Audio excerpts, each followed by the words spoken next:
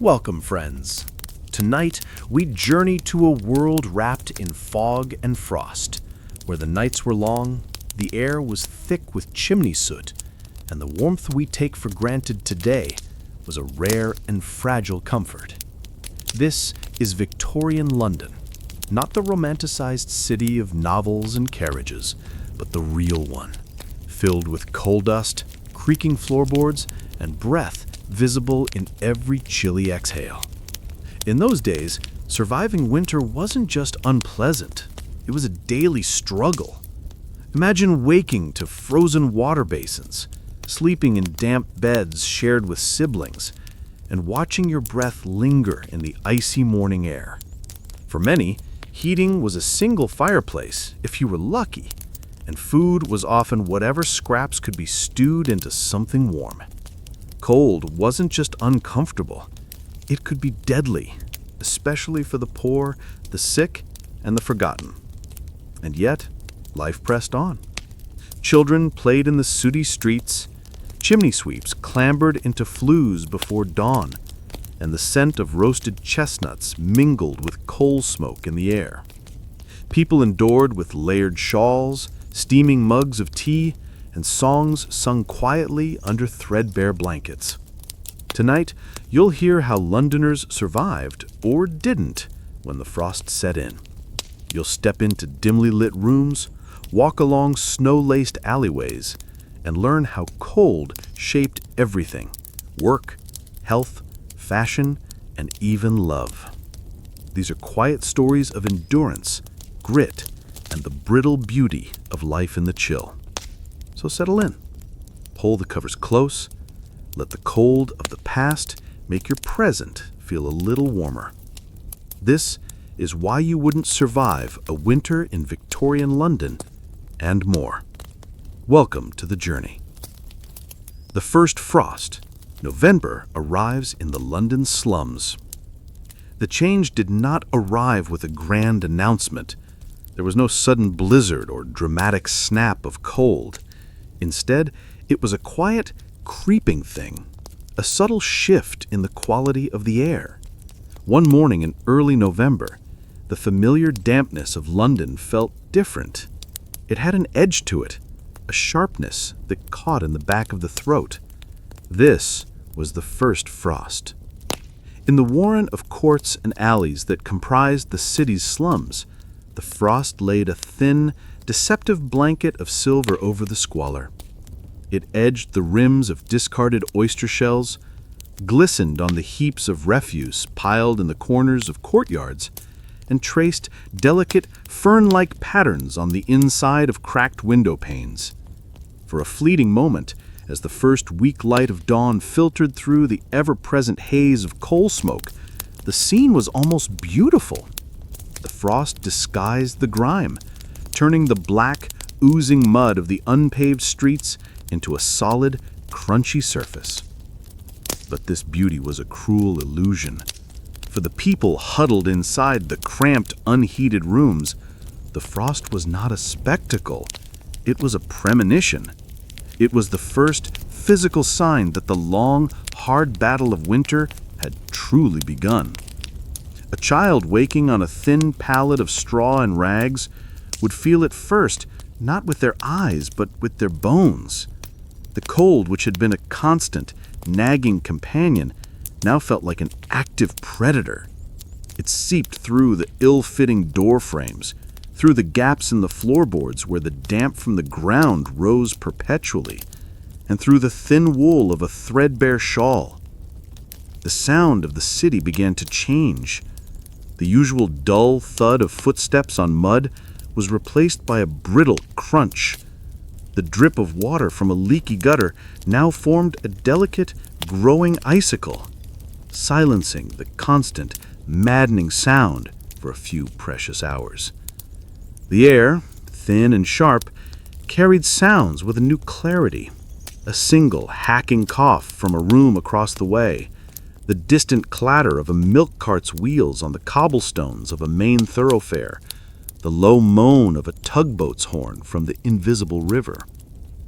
For the costermonger, preparing his cart, The frost meant that his hands would stiffen and burn as he handled the cold metal and wood. For the woman whose only income was from taking in laundry, it meant the clothes she hung out would freeze solid, stiff as boards, and would take days to dry indoors, filling her single room with a permanent, chilling damp. For the elderly and the infirm, it was a death sentence, whispered in the quiet of the morning. The cold would find its way into their chests, settling there and growing into the bronchitis or pneumonia that would carry them away before the spring. As the city slowly came to life, the frost's brief reign of beauty was broken. The tramp of thousands of boots on their way to factories and workshops churned the frozen ground back into a slick, treacherous slurry of mud and ice. The smoke from newly lit fires, desperate attempts at warmth, thickened the air, mixing with the fog to create a cloak that would soon swallow the city whole. The silver sheen on the windows would be wiped away by a small hand, revealing the bleak, gray world outside. The first frost did not bring a winter wonderland. It brought a quiet, collective intake of breath, a bracing for the hardship to come. It was the opening chapter of a long, dark story, written not in ink, but in chilled bones and crystallized breath. The real cold was yet to come, but its arrival had been announced not with a trumpet, but with a silent silver whisper. The fog rolls in, breathing the winter air of 1850. It was known by many names: the London Particular, a pea souper, or simply the fog. But this was not the gentle, rolling mist of a country morning. This was a uniquely urban phenomenon, a thick, toxic blanket woven from the city's own exhalations. In the mid-19th century, the winter fog was as much a part of the London landscape as the Thames or St. Paul's Cathedral. It did not simply obscure the view, it altered reality itself. It would arrive without warning, often in the dead of night or the gray hours of the morning. A faint, acrid smell would be the first sign, the scent of sulfur and wet soot, and then the world would begin to dissolve. The building across the narrow street would fade, its sharp lines blurring into a ghostly silhouette before vanishing completely. The faint light from a distant gas lamp would become a diffuse, hallowed glow, offering no sense of direction, only a weak pinpoint in an otherwise featureless void. To breathe this air was an act of endurance. The fog was not just water vapor. It was a chemical soup, a thick suspension of coal particles from the millions of domestic hearths and factory chimneys that powered the city. Each breath was a physical intake of London's industry and its human life. The air felt heavy in the lungs, thick and oily. It had a taste, metallic, sour and gritty. A walk of only a few hundred yards would leave a film of black grime on the inside of one's collar and a raw, scraping sensation in the throat. For the healthy, it was a profound discomfort. For those with asthma, bronchitis, or the dreaded consumption, it was a direct assault, a suffocating weight that could turn a simple cough into a desperate wheezing fight for air. Navigating the city became a nightmare. The familiar urban landscape was rendered alien and hostile. A man walking to work might find himself utterly lost in his own neighborhood, stumbling into walls he had passed 1,000 times before. The sounds of the city were muffled and distorted, creating a disorienting auditory landscape. The rumble of an omnibus or the clip-clop of a horse's hoofs would sound unnervingly close one moment and impossibly distant the next, making street crossings a gamble with one's life. Link boys, children carrying flaming torches, would offer to guide the wealthy through the gloom for a few pennies. Their small, flickering lights bobbing like will-o'-the-wisps in the oppressive darkness. The fog seeped indoors, defying locked doors and closed windows.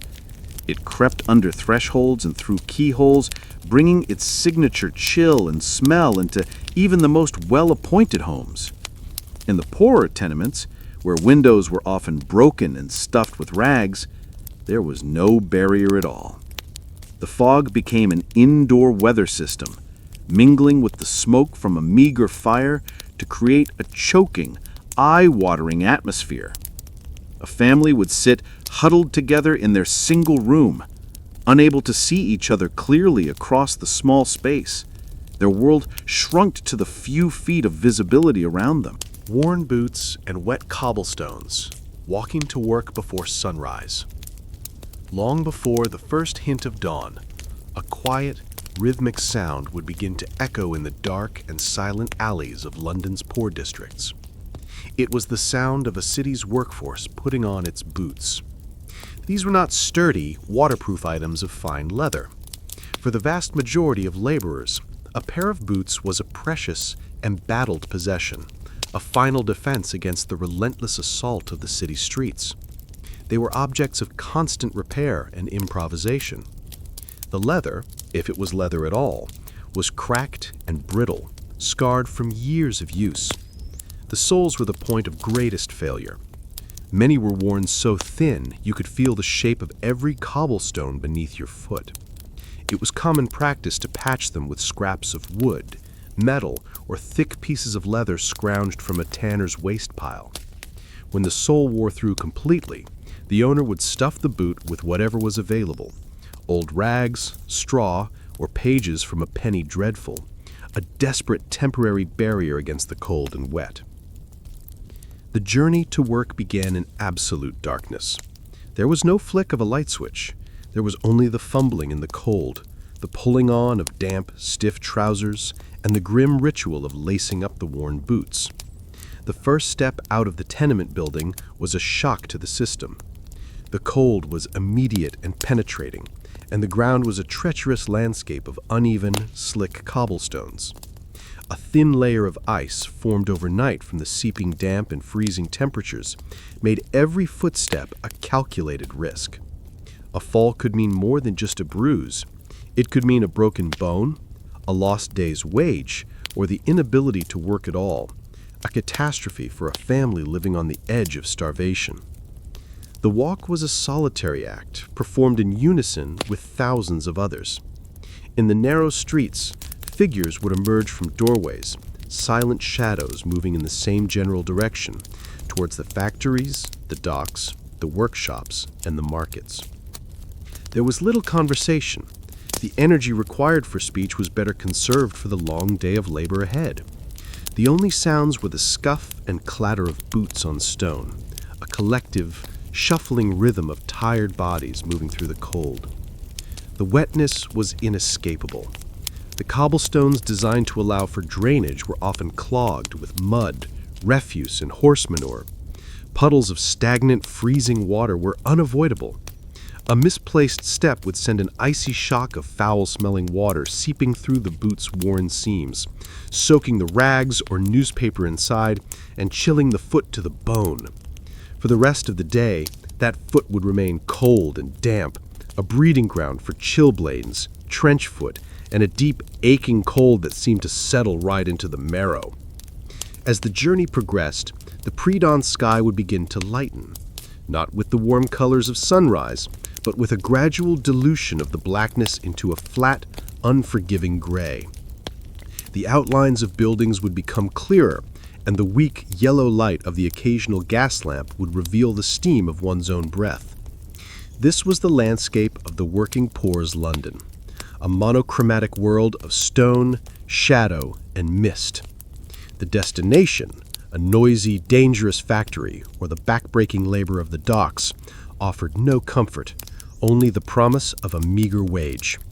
The walk to work was not a morning constitutional. It was the first trial of the day, a grim pilgrimage on worn-out leather and frozen stone, a daily reminder of the hard, unyielding ground on which their lives were built. The workhouse hearth. Why warmth wasn't free. In the collective imagination of the Victorian poor, the workhouse loomed as a place of last resort, a symbol of ultimate failure and despair. Yet in the brutal depths of winter, it held one grim, powerful allure: the promise of warmth. To a person sleeping in a freezing alley, or a family huddled in a room with no fuel for the fire, the thought of a heated workhouse ward, however grim, could be enough to force them through its dreaded gates. But the warmth of the workhouse was not a gift. It was earned, and it came at a steep price. Upon entering a workhouse, families were immediately broken apart. A husband was sent to the men's ward, his wife to the women's, and their children to the children's ward or infirmary. They might not see each other again for months, if ever. This tearing apart of the family unit was the first payment extracted for the provision of shelter and warmth. Personal possessions were confiscated, and each individual was stripped, bathed in cold water, and issued a rough, shapeless uniform. The last vestiges of personal identity were erased. The warmth itself was institutional and impersonal. It came from a large, centrally located stove or hearth, often caged in iron to prevent inmates from getting too close, either to warm themselves properly or to harm themselves. The heat was functional, not comforting. It was there to keep the building's occupants alive, not to provide solace. The wards were vast, cavernous spaces with high ceilings, designed for surveillance and control, not coziness. The heat from the stove would rise, leaving the lower levels, where the paupers slept on their hard beds, perpetually chilled.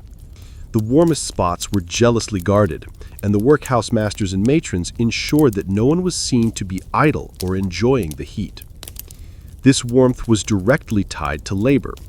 The principle of the 1834 New Poor Law was less eligibility, meaning that life inside the workhouse had to be less desirable than the life of the lowest paid independent laborer outside. This was enforced through a brutal regime of monotonous, pointless work. Men were put to the stone yard, where they would sit in the freezing cold, breaking rocks into smaller pieces with a heavy hammer for hours on end. Others were assigned to the crank, a device that served no purpose other than to be turned a set number of times, with the resistance adjusted to be as punishing as possible. Failure to complete the quota meant a reduction in rations. Women were tasked with picking oakum, the tedious, finger-shredding work of teasing apart old, tarred ropes for reuse in shipbuilding, or working in the vast, steamy laundries, their hands raw from harsh soap and scalding water. The meager warmth of the workhouse was thus paid for with sweat, blisters, and the slow erosion of the human spirit. It was a calculated exchange: your freedom, your family, your dignity, for a bowl of gruel and a place to sleep that was just warm enough to prevent you from freezing to death. The workhouse hearth, therefore, was not a symbol of charity or comfort. It was the central cog in a machine designed to deter poverty by making its relief as unpleasant as possible. It was a constant, visible reminder that in this system, even a basic human need like warmth was not a right. It was a commodity that had to be purchased with hard labor and the forfeiture of one's life. For the freezing soul standing outside its gates, the choice was a terrible one: to freeze in freedom or to survive in bondage, warmed by a fire that offered no light to the soul. Soup, gruel, and cold bread. Eating in the depths of December. In the heart of a Victorian London winter, hunger was a constant, gnawing presence, a cold that emanated from within. For the city's poorest inhabitants, food was not about pleasure, variety, or even nutrition. It was about staving off starvation for another day. The diet of the slums in December was a bleak, monotonous cycle of cheap, calorie-dense foods that could be prepared with minimal fuel and effort. The cornerstone of this diet was bread. Not the light, airy loaf of a modern bakery, but dense, heavy bread, often made with inferior or adulterated flour. It was frequently stale, as buying it a day or two old was cheaper. A thick slice of dry bread, perhaps with a scraping of lard or dripping if one was lucky, constituted a common meal for breakfast, lunch, and dinner. It was solid, it filled the stomach, and it was cheap. This was its only virtue. When a fire could be afforded, the meal of choice was often a thin, watery soup, or its even less substantial cousin, gruel. Soup kitchens, run by charities and religious organizations, were a lifeline for many. The queue would form hours before opening, a long, shuffling line of shivering men, women, and children clutching whatever vessel they owned, a tin can, a chipped bowl, a small pot. The soup itself was a lottery. On a good day, it might contain a few scraps of meat or bone with some barley and root vegetables to thicken it. On a bad day, it was little more than greasy, lukewarm water, offering the illusion of a hot meal, but little real sustenance.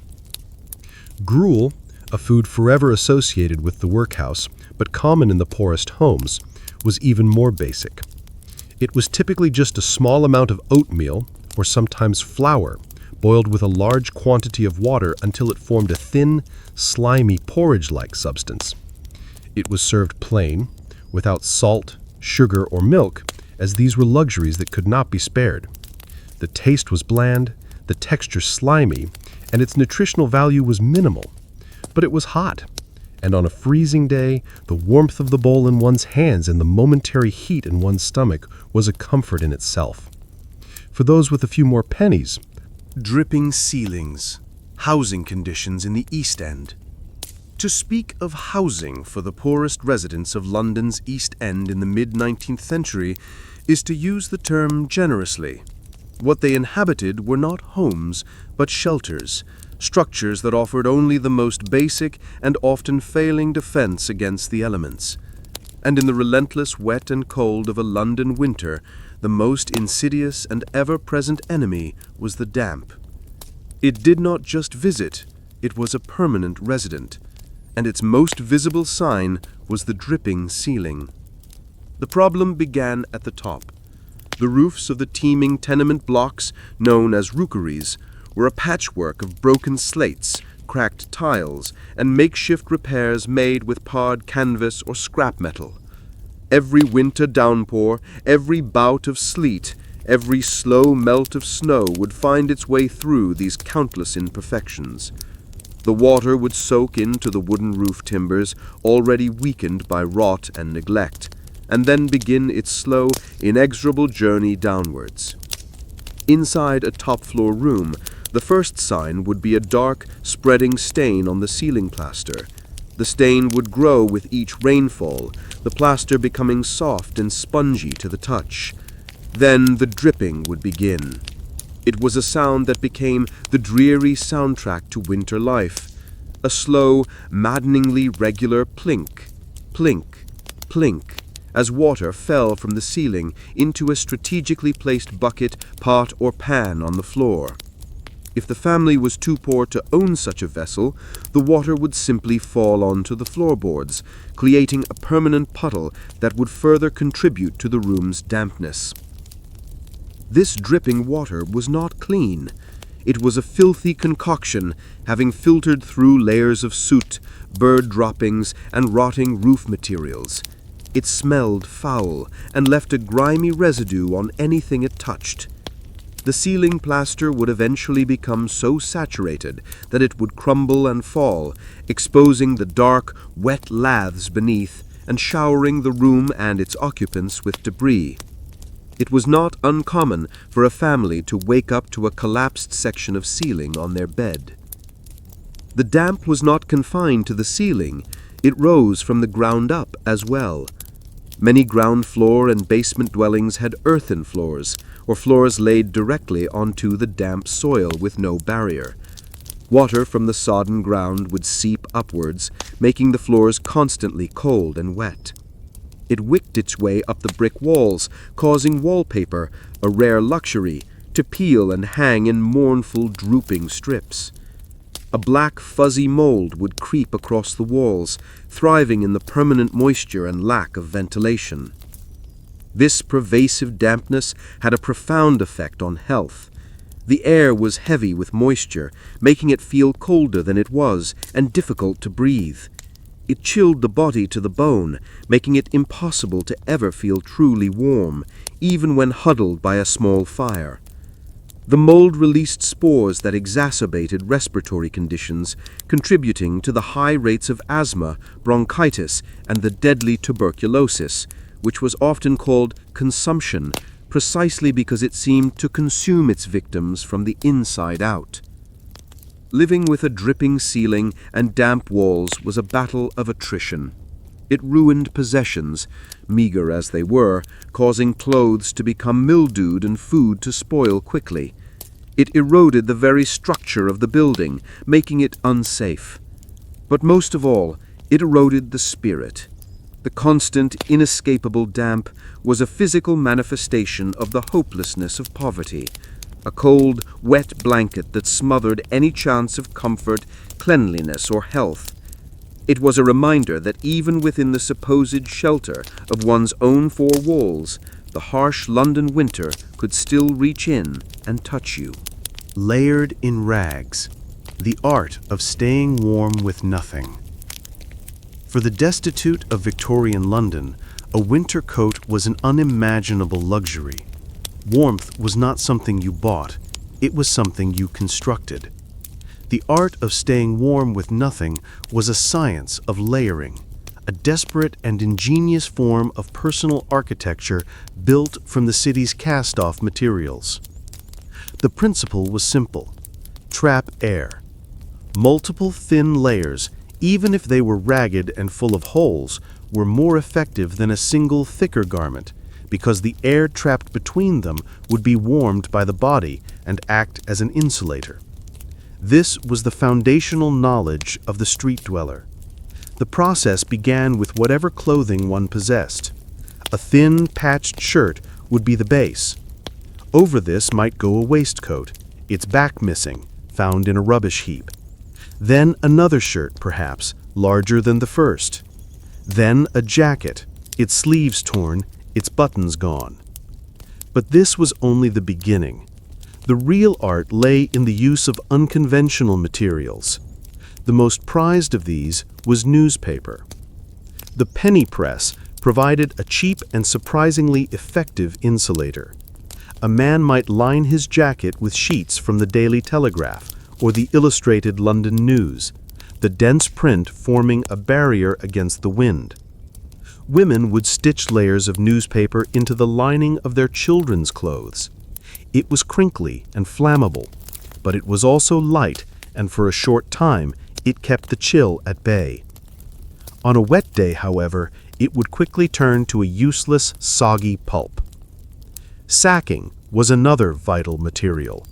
Coarse, heavy jute sacks, discarded from warehouses and markets, were a form of all-purpose winter armor.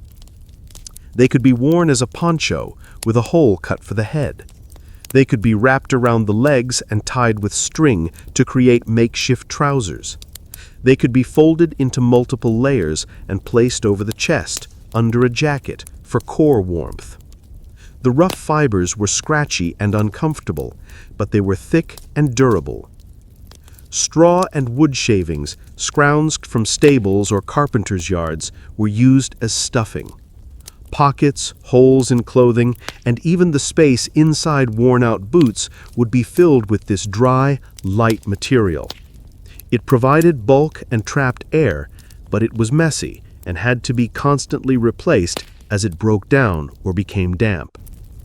The outermost layer was often a patchwork creation, a testament to the owner's resilience and scavenging skills. Scraps of old blankets, pieces of canvas, even bits of discarded carpet could be stitched or tied together to form a kind of shawl or cloak. This final layer was the primary defense against the wind and rain. For women, a large, thick shawl was the most crucial item of clothing. It served as a coat, a blanket for a baby, a bag for carrying goods, and a shield against the leering eyes of strangers. A woman's entire wealth might be represented in the quality of her shawl. This layering of rags was a constant, ongoing process. A new scrap found was a welcome addition. A piece of clothing finally disintegrating beyond repair was a minor disaster. The result was a bulky, shapeless silhouette, the body's form lost beneath a carapace of scavenged textiles. It was an uncomfortable and often unhygienic way to live. The layers were rarely removed, and they became infested with lice and fleas. They smelled of damp, soot, and unwashed humanity.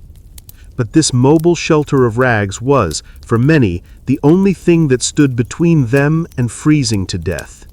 It was a grim, practical art form, a daily creation of a home one could wear on one's back. The Thames half frozen. Trade, ice, and shivering bargemen. The Thames was the great artery of London, its lifeblood. Every day its waters were churned by the passage of countless barges, lighters, and wherries, moving goods from the great sea-going ships in the docks to the warehouses and factories that lined the banks. But in the coldest winters, this vital artery would begin to harden and seize.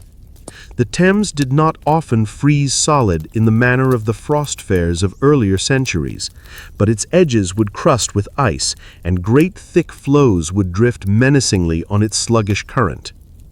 For the men who worked the river, the lightermen and bargemen, a frozen Thames was a catastrophe.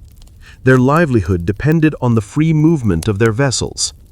As the temperatures plummeted, their work became exponentially harder and more dangerous. The first sign was the ice foot that formed along the riverbanks and around the piers of bridges.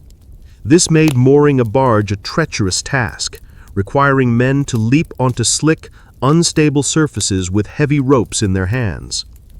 As the cold intensified, the ice would spread. The quiet backwaters and canals would freeze over completely, trapping boats and cutting off entire routes. On the main river, the drifting floes were the greatest hazard. These were not delicate sheets of ice. They were thick, heavy masses, their edges sharp as glass. A collision with a large floe could crush the hull of a wooden barge, sending its crew and valuable cargo into the lethally cold water. A man who fell into the winter Thames had only minutes before the cold incapacitated him. The work itself was punishing. The men would be on the water from before dawn until after dusk, exposed to the full force of the wind that whipped along the river's open corridor. Their hands, constantly handling wet, freezing ropes and long wooden sweeps, would become numb, chapped, and afflicted with painful chilblains.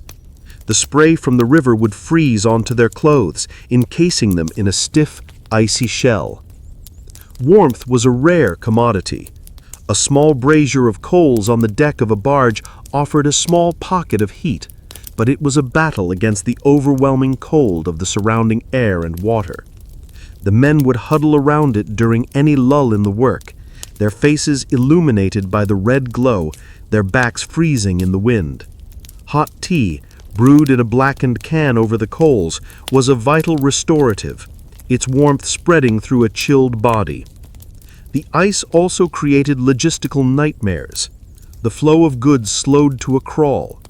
Barges that would normally make several trips a day might only manage one or none at all. The men were often paid by the trip or by the tonnage they moved, so a frozen river meant a frozen income. They would work longer, more dangerous hours, trying to force a passage through the ice, their long poles cracking and splintering as they tried to push the heavy floes away from their boats. The sound of the river changed. The usual gentle lapping of water was replaced by a sinister grinding and scraping, the sound of ice against ice and ice against wood. The fog, when it descended, made the situation even more perilous. A bargeman steering his vessel through the gloom might not see a huge ice floe until it was just feet away, its pale mass looming suddenly out of the mist. For the shivering bargemen, the half-frozen Thames was their workplace turned into a hostile, alien landscape. It was a daily battle against the elements, a high-stakes gamble where the prize was a meager wage and the cost of failure could be their boat, their cargo, or their life. The great river, the source of London's wealth, became in winter a cold, dangerous, and unforgiving master. A visit to the ragged school, learning through the cold. In the poorest districts of Victorian London, education was not a right, but a privilege. And for thousands of destitute children, even the meager fees of a church school were out of reach. For these children, the so-called Arabs of the street, there was the ragged school. Founded by philanthropists like Lord Shaftesbury, these institutions were a beacon of hope in a dark world, but they were also a reflection of the harsh realities their pupils faced every day. A visit to a ragged school in the middle of winter was a lesson in the resilience of the human spirit against the relentless cold. The schools were often located in the most wretched of premises, a disused stable, a railway arch, a drafty warehouse loft. They had no funds for proper heating. The primary source of warmth was a single, pot-bellied stove, often donated and in poor repair, which sat in the middle of the large open room. The children would crowd as close to it as they could, a dense huddle of small bodies in ragged clothes. Those nearest the stove would be too hot, their faces flushed, while those on the periphery of the group would still be shivering, their small hands blue with cold. The pupils themselves were a portrait of winter poverty. They arrived with no uniforms, dressed in the same layered rags they wore on the streets. Many were barefoot, their feet raw and chapped from the frozen ground. Others had boots so worn that they offered little protection.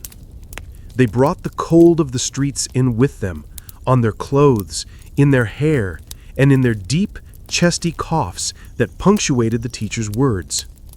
The act of learning was a physical struggle against the environment. The room was often so cold that the children's breath would hang in the air as they recited their letters or numbers.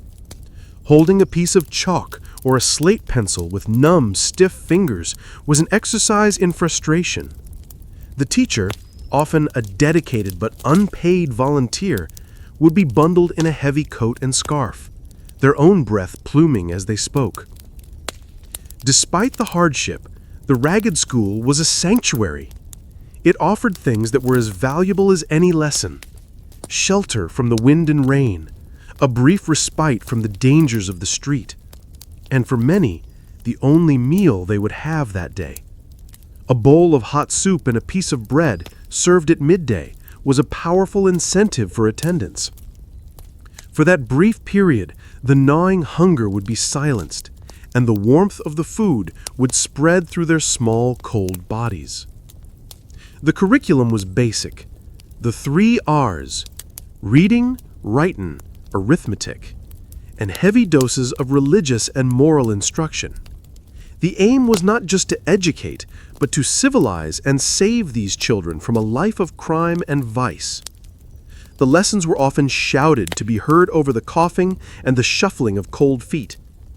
Yet amidst the cold and the squalor, moments of genuine learning took place. A child's face would light up as they successfully spelled out a word, their triumph a small, bright flame in the gloomy room.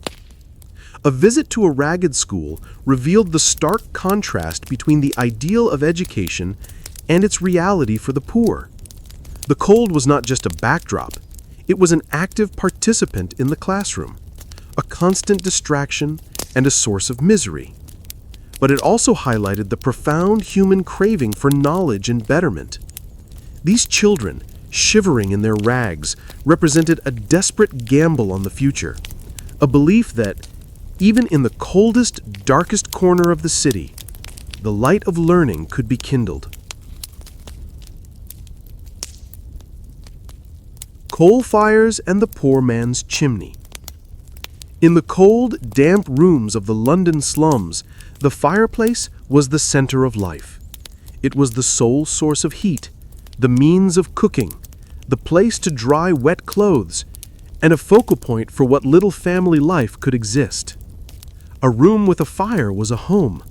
A room without one was a cell. But maintaining that fire was a daily, relentless struggle, a complex economy of fuel, labor, and luck. The fuel was coal, not the high-quality coal that burned in the hearths of the wealthy, but the cheapest, dustiest grade, known as slack or small coal. It was sold by the hundredweight, the bushel, or for the very poorest, by the shovelful from a local coal merchant or a street corner vendor. Buying coal in such small quantities was inefficient and expensive, but it was all that a family living hand-to-mouth could afford. A few pennies would buy just enough to keep a meager fire going for a few hours. The daily quest for fuel was a primary occupation. Children were often sent out as mudlarks to the banks of the Thames at low tide to scavenge for fallen lumps of coal from the river barges. They would wade through the foul-smelling mud, their feet freezing, their eyes scanning for the glint of black treasure. Others would follow the coal carts through the streets, hoping to pick up any pieces that bounced off into the road. Every lump was a small victory against the cold. The fire itself was a carefully managed resource. It was never allowed to blaze brightly.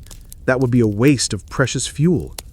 Instead, it was kept low, a small, sullen glow of red embers.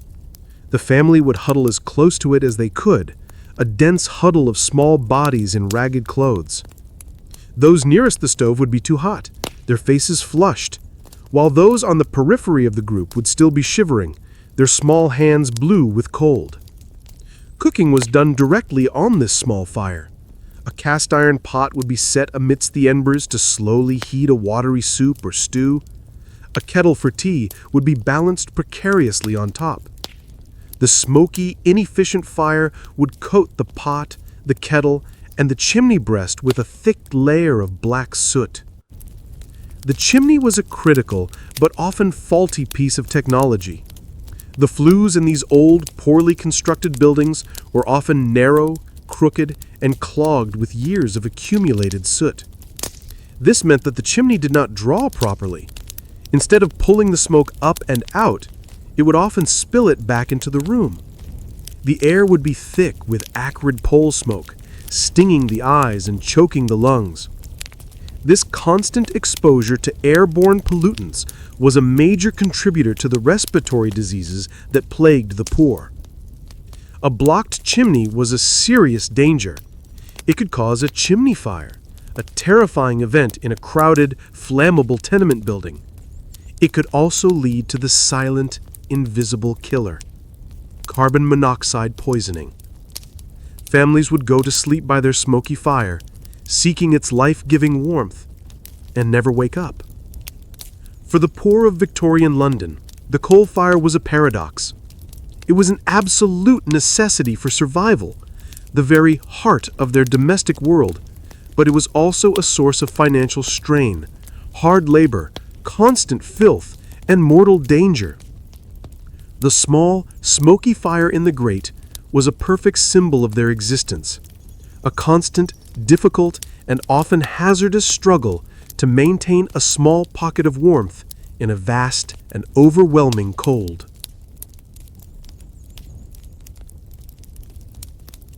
Coal fires and the poor man's chimney. In the cold, damp rooms of the London slums, the fireplace was the center of life. It was the sole source of heat, the means of cooking, the place to dry wet clothes, and a focal point for what little family life could exist. A room with a fire was a home. A room without one was a cell. But maintaining that fire was a daily, relentless struggle, a complex economy of fuel, labor, and luck. The fuel was coal, not the high-quality coal that burned in the hearths of the wealthy, but the cheapest, dustiest grade, known as slack or small coal. It was sold by the hundredweight, the bushel, or for the very poorest, by the shovelful from a local coal merchant or a street corner vendor. Buying coal in such small quantities was inefficient and expensive, but it was all that a family living hand-to-mouth could afford. A few pennies would buy just enough to keep a meager fire going for a few hours. The daily quest for fuel was a primary occupation. Children were often sent out as mudlarks to the banks of the Thames at low tide to scavenge for fallen lumps of coal from the river barges. They would wade through the foul-smelling mud, their feet freezing, their eyes scanning for the glint of black treasure. Others would follow the coal carts through the streets, hoping to pick up any pieces that bounced off into the road. Every lump was a small victory against the cold. The fire itself was a carefully managed resource. It was never allowed to blaze brightly. That would be a waste of precious fuel. Instead, it was kept low, a small, sullen glow of red embers. The family would huddle as close to it as they could, a dense huddle of small bodies in ragged clothes. Those nearest the stove would be too hot, their faces flushed, while those on the periphery of the group would still be shivering, their small hands blue with cold. Cooking was done directly on this small fire. A cast-iron pot would be set amidst the embers to Market in the mist, selling fish at 5 a.m. The day at Billingsgate Fish Market began in the deepest, coldest part of the night, long before the rest of London stirred. This corner of the city, by the dark, chilly Thames, would erupt into a frenzy of controlled chaos.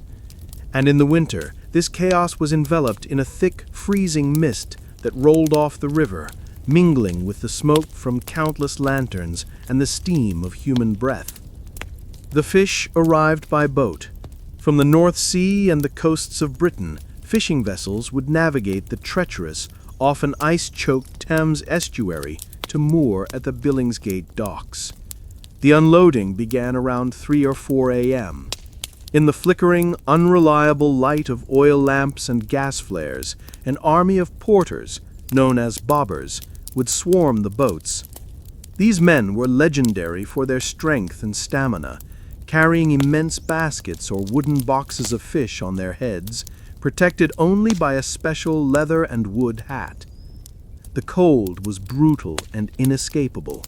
The men's hands, constantly handling wet, slippery fish and icy boxes, would become numb and clumsy. The mist would soak their clothes, a chilling damp that seeped through to the skin. The air itself was a thick soup of smells, the sharp, salty brine of the sea, the underlying ammonia scent of aging fish, the coal smoke from the boat's engines, and the foul odor of the Thames itself. Once unloaded, the fish was laid out for sale in the vast, open-sided market hall or on the surrounding quayside. Mounds of silver herring, huge, pale halibut, glistening cod, and baskets of dark-shelled mussels and oysters covered every available surface. The ground was a slick, treacherous carpet of fish scales, ice, and mud. The auctioning began at 5 a.m. sharp. The market was famous for its unique language, Billingsgate slang, a rapid-fire torrent of shouts, insults, and coded bids that was incomprehensible to outsiders. The auctioneers, standing on barrels or boxes, would bellow their prices, their voices hoarse in the cold air. The buyers, costermongers with their handcarts, fishmongers from the West End, and buyers for hotels and restaurants would crowd around, shouting their bids, their faces illuminated in the misty, theatrical light. For the small-scale seller, the costermonger, this was a high-stakes gamble. He would invest his few shillings in a box of herring or plaice, his entire capital for the day. He had to judge the quality of the fish in the poor light, haggle for the best price, and then begin the long, hard work of selling it. After the purchase, he would load his barrow and begin the trek to his chosen pitch in a London neighborhood. This meant pushing a heavy, unwieldy cart through the dark, icy streets, often for miles. His hands, already frozen from the market, would grip the cold wood of the handles. His voice, when he began to cry his wares, "Fresh herring, penny a lot," would be raw from the cold air. The market at dawn was a microcosm of Victorian London's brutal energy. It was a place of immense physical labor, driven by the need to feed a hungry city. The mist-shrouded, chaotic scene was a daily drama of survival and commerce, played out by men and women whose lives were as hard and cold as the fish they sold. By the time most Londoners were waking up, the workers of Billingsgate had already done half a day's work in conditions of extreme cold, damp, and darkness. Beds of straw. How the homeless slept through winter. For those at the absolute bottom of Victorian London's social ladder, the homeless and the vagrant, the arrival of winter transformed the daily struggle for survival into a nightly battle against death. Without the shelter of even a single squalid room, the simple act of sleeping became a complex and desperate search for a place where one might not freeze before morning. The most common form of shelter was the doorway or the covered archway. Huddling in the entrance to a shop or a wealthier residence offered a minimal shield from the wind and falling snow. A group of people might press together for shared warmth, a silent, grim community of strangers united by their common plight. The stone steps were brutally cold, so any scrap of material, a piece of sacking, a few sheets of newspaper, was used as a barrier against the frozen ground. The arches under the city's many railway bridges were another common refuge. These cavernous spaces were dark, drafty, and filled with the thunderous roar of passing trains, but they were out of the rain and snow. Here, whole communities of the homeless would set up makeshift encampments, their beds constructed from whatever they could scavenge. The bed itself was an exercise in insulation. The foundation was often a pile of straw, begged or stolen from a stable. Straw was a surprisingly effective insulator, trapping air and providing a cushion against the hard ground. On top of this would be laid any available rags, sacks, or old coats. The sleeper would then attempt to cover themselves with more of the same. The goal was to create a cocoon, a small pocket of air that could be warmed by one's own body heat. For those with a single penny, a night's lodging could be bought in a 2-penny hangover. These were squalid shelters where a rope was stretched across a room. The lodgers would pay for the right to lean over this rope to sleep, preventing them from collapsing onto the filthy floor. In the morning, the proprietor would simply untie one end of the rope, and everyone would be rudely awakened as they tumbled forward. It was a miserable and undignified way to rest, but it was indoors.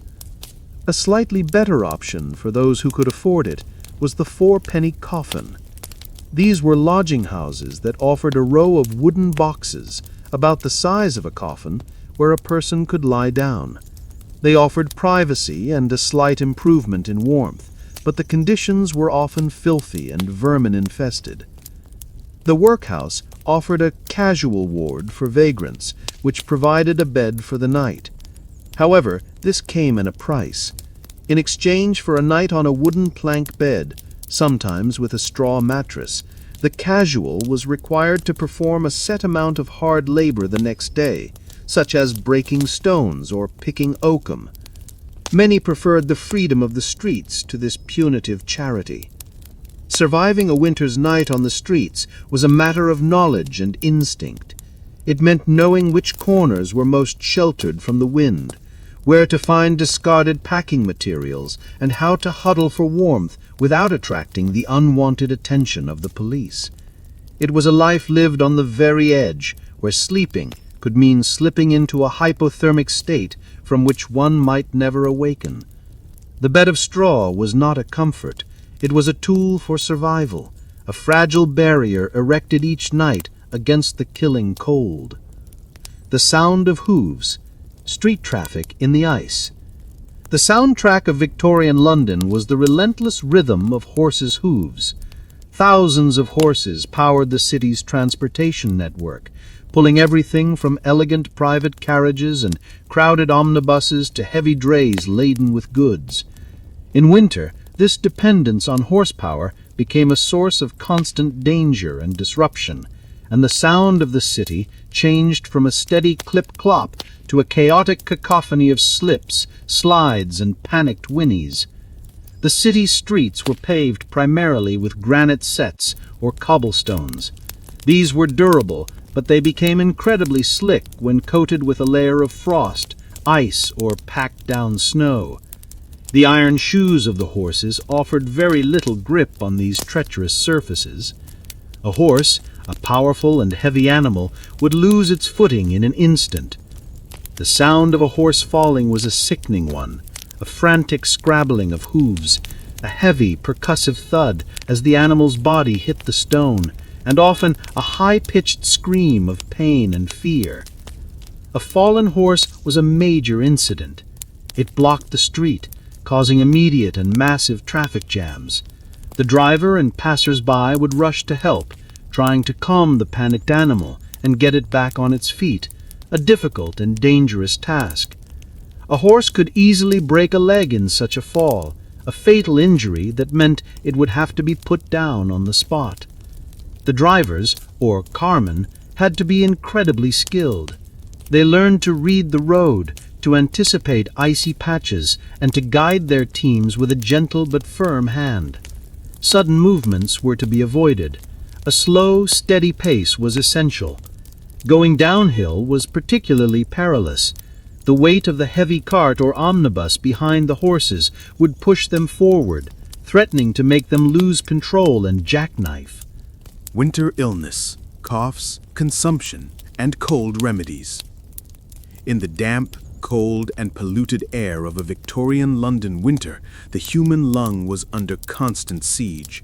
The season was not just a time of discomfort, it was a time of widespread illness and death, with respiratory diseases reigning supreme. The sound of the city was underscored by a constant chorus of coughing, a collective symptom of the city's ailing health. The most common complaints were bronchitis and influenza, known as the grippe. These illnesses thrived in the overcrowded, poorly ventilated tenements. A single sick family member could quickly infect an entire building. Without effective medicines, these common ailments could easily develop into pneumonia, which was often a death sentence, especially for the very young and the very old.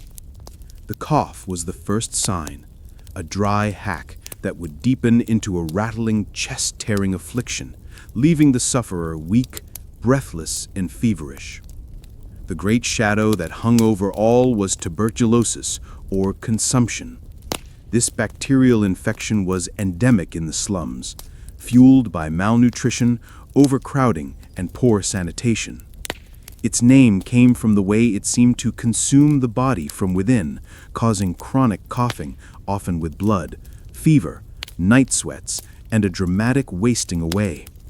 In an age before antibiotics, a diagnosis of consumption was a slow, drawn-out sentence of death. The pale, thin, perpetually coughing consumptive was a familiar and tragic figure on the city streets. In the face of these overwhelming diseases, medical care was a luxury for the poor. A doctor's visit was expensive, and hospital beds were scarce. Most people relied on self-treatment and traditional or patent remedies, a bewildering and often dangerous mix of folk wisdom and quackery. The first line of defense was often a hot drink, a mixture of hot water, lemon, honey if it could be afforded, and a splash of gin or whiskey was a standard treatment for a cold or cough. It provided comfort and a temporary feeling of warmth, but did little to fight the underlying infection. Patent medicines were advertised everywhere, promising miraculous cures for coughs, colds, and consumption. These concoctions were unregulated, and their contents were often dubious and sometimes lethal. Many cough syrups and soothing tonics contained high levels of alcohol, opium, morphine, or even chloroform. They would certainly suppress a cough and induce a sleepy, euphoric state, but they were highly addictive and did nothing to cure the disease. A mother trying to soothe her child's cough might inadvertently be dosing them with a dangerous narcotic. Other common remedies included chest plasters and poultices. A mustard plaster, A paste of mustard powder and flour spread on a cloth and applied to the chest was a popular counter-irritant. It caused a strong burning sensation on the skin, which was believed to draw the illness out from the lungs. Onion or bread poultices were also used, their warmth providing some small measure of comfort. The air itself was seen as both a cause and a potential cure.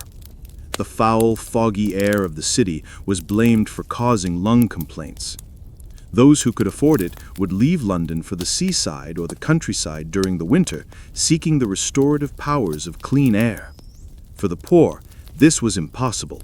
Their only remedy was to endure, to huddle by their smoky fires, sipping their gin-laced tea, and hoping their cough would not deepen into something more sinister.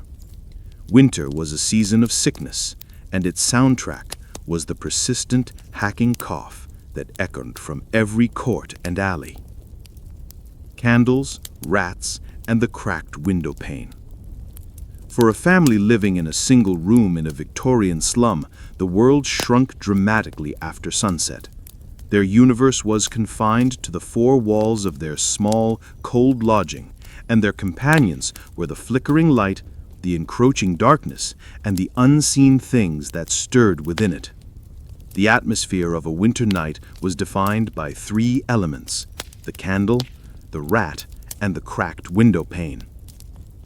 The primary source of light, if any, was the candle.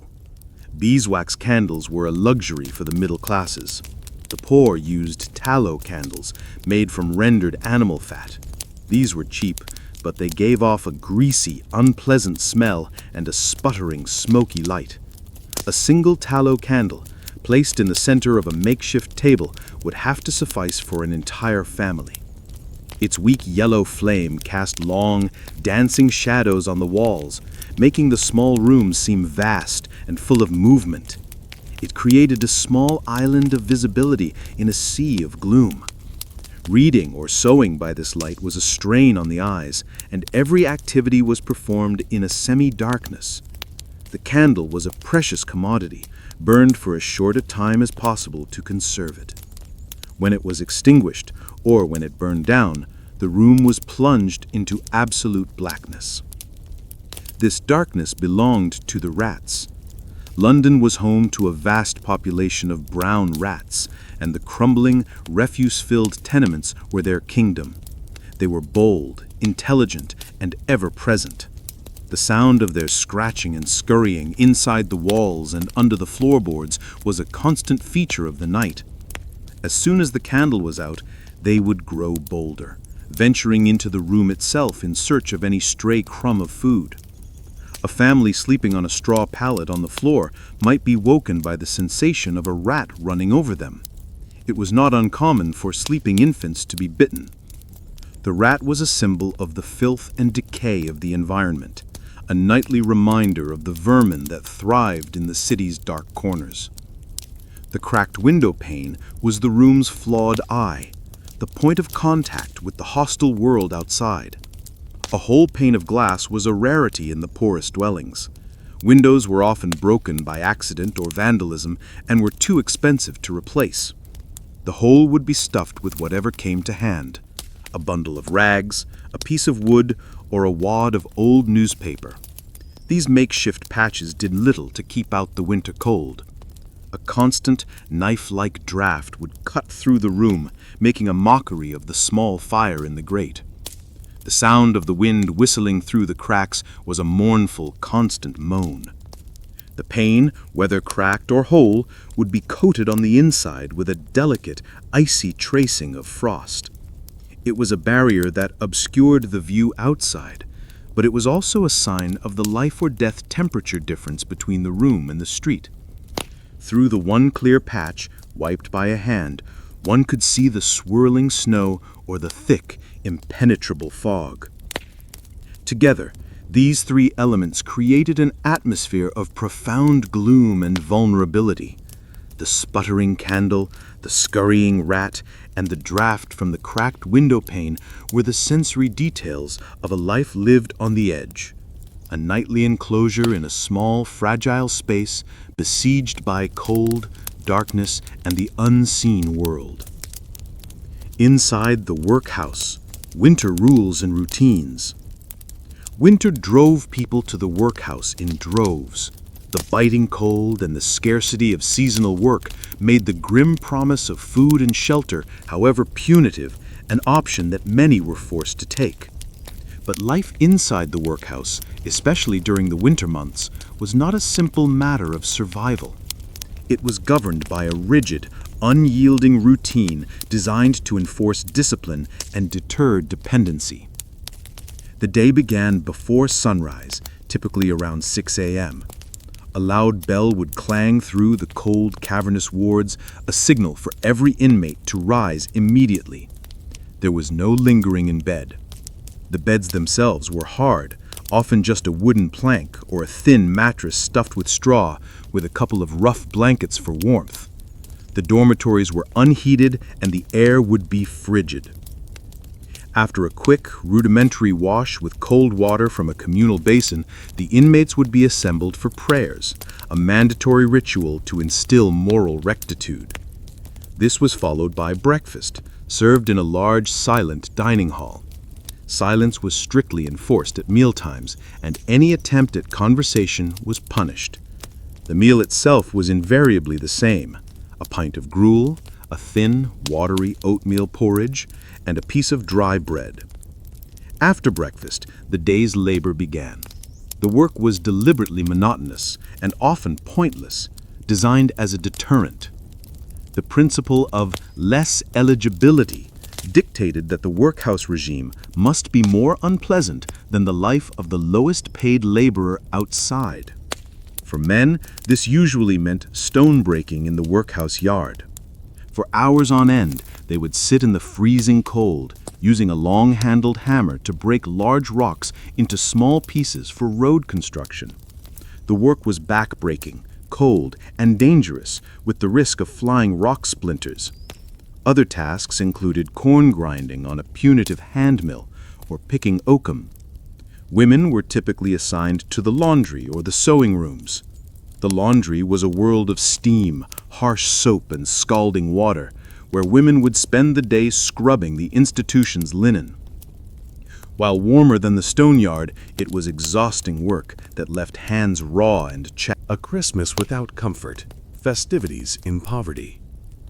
For the middle and upper classes of Victorian England, Christmas was a rapidly growing celebration of family, feasting, and festive cheer, popularized by Queen Victoria, Prince Albert, and the writings of Charles Dickens. But in the slums and rookeries of London, the 25th of December was often just another day in the long, hard winter, marked more by what was absent than by what was celebrated. For a family living on the brink of starvation, the idea of a Christmas feast was a fantasy. A special meal, if it could be managed at all, was a modest affair. It might mean a small piece of meat, perhaps a few scraps of beef or mutton, boiled in a pot to make a thin stew that could be stretched to feed the whole family. Or it might be a few extra potatoes, or a treasured orange for each child, a rare and exotic treat. The goose hanging in the butcher's shop window was as unattainable as the crown jewels. Charity was the main source of any festive cheer. Philanthropic organizations and local churches would often organize a special Christmas dinner for the poor. Long queues of shivering people would form for a chance at a plate of roast beef, a piece of plum pudding, and a mug of hot tea. For many, this single charitable meal was the only acknowledgement of the holiday they would receive. The workhouses, too, would often relax their grim routine for one day, offering a slightly more substantial meal to their inmates, a small gesture of seasonal goodwill in an otherwise punitive system. Decorations were non-existent. There was no money for greenery, ornaments, or even a Christmas tree. The single room that served as a family's home would look as bare and grim on Christmas Day as on any other day of the year. The concept of giving presents was also largely alien. A parent might manage to save a penny to buy a small wooden toy or a sugar stick for a child, but for most, the gift of Christmas was simply the gift of surviving another day. The spirit of Christmas, however, sometimes found a way to penetrate the gloom. In the pubs, there would be a more raucous and celebratory atmosphere, with singing and drinking offering a temporary escape from the cold and misery. Street musicians might play a few festive carols, their tunes a strange and poignant counterpoint to the surrounding squalor. For children, the day might hold a sliver of magic, born more of imagination than reality. They would peer into the brightly lit windows of the wealthier houses, catching glimpses of decorated trees and festive parties, a vision of another world. They might hear the story of the Nativity at a ragged school or a Sunday school, a tale of a humble birth that perhaps resonated with their own circumstances. But for most adults, Christmas Day was a stark reminder of their poverty. The closure of many businesses and workshops for the holiday meant a lost day's wage, making the struggle for food and fuel even more acute. The festive cheer of the wider city only served to highlight their own exclusion from it. A Christmas without comfort was not a celebration, but a moment of heightened awareness of the vast gulf that separated the rich from the poor, a day when the cold of winter felt just a little bit colder. Frost on the glass, middle-class struggles too. The brutal hardships of a Victorian winter were most acute in the slums. But the cold, damp, and darkness of the season were not exclusively the domain of the poor. For the burgeoning middle classes, the clerks, the small shopkeepers, the skilled artisans, winter brought its own set of anxieties and struggles, a different kind of battle fought behind the respectable facade of a terraced house with frost on its glass.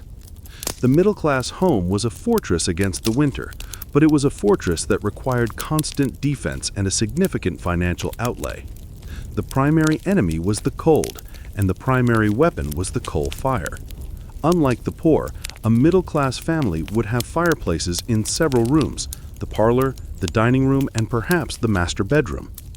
Keeping these fires burning was a major expense. The price of coal would often rise in the winter, and a significant portion of the family's weekly budget would be dedicated to fuel. This created a constant tension between comfort and economy. Was it worth lighting the parlor fire in the evening, or should the family huddle together in the smaller, warmer kitchen to save a few shillings? Or it might be a few extra potatoes, or a treasured orange for each child, a rare and exotic treat. The goose hanging in the butcher's shop window was as unattainable as the crown jewels. Servants, if the family could afford one or two, bore the brunt of the winter labor. It was the housemaid's job to rise in the freezing darkness to light the fires, a cold and dirty task. She would have to haul heavy scuttles of coal up several flights of stairs and clean out the ashes from the previous day. She would sleep in a small, unheated attic room, often colder than the rooms of the family she served.